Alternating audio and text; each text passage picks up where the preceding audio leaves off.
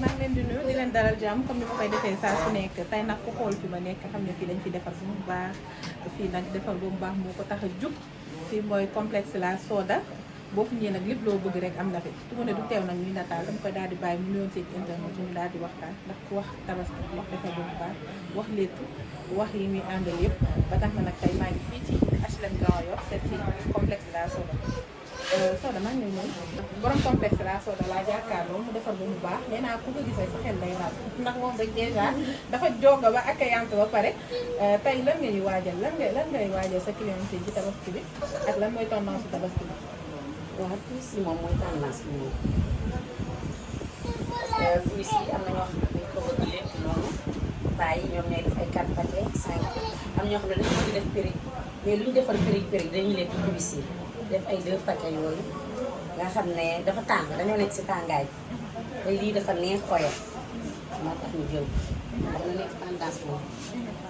donc puus yi mooy tendance fi mu toll nii maa ngi lay dégg ne booy takk périg sax bu la neexee nga ñëw def sa puus bu passé nga ànd ak moom rek ci fëlaale si sànneeku. exactement. mën nañ xam ndax tey jii sa client yi yaa leen di jox mèche plus létt bi ak yooyu. waaw man damay jaayaale mèche bi ku ñëw lépp fii maa lay jaay mèche su ma la jaayee mèche nga fay main d'œuvre bi bii moom 2000 bi ñoo lay fental defaral la yëpp. d'accord mën nañ xam mèche bi prix fu mu toll.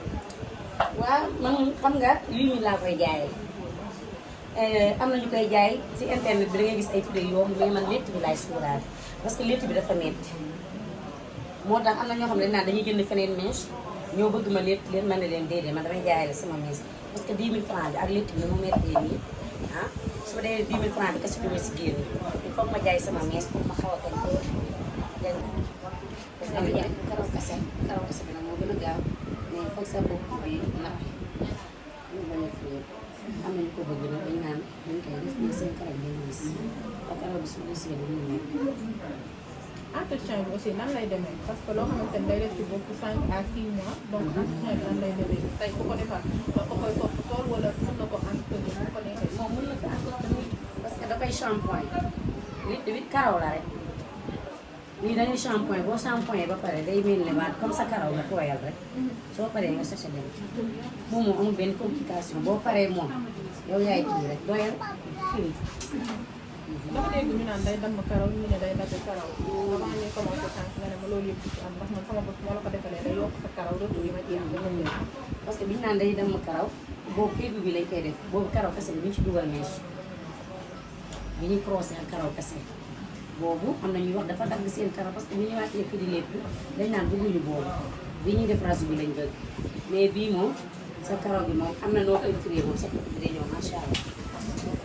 ba pare dama gis seen ay prix côté bee muy wan ne La Soda yemul dara yemul rek ci plus yi nga xamante ni moom lañ gis ni plus yu baax yu xew yi.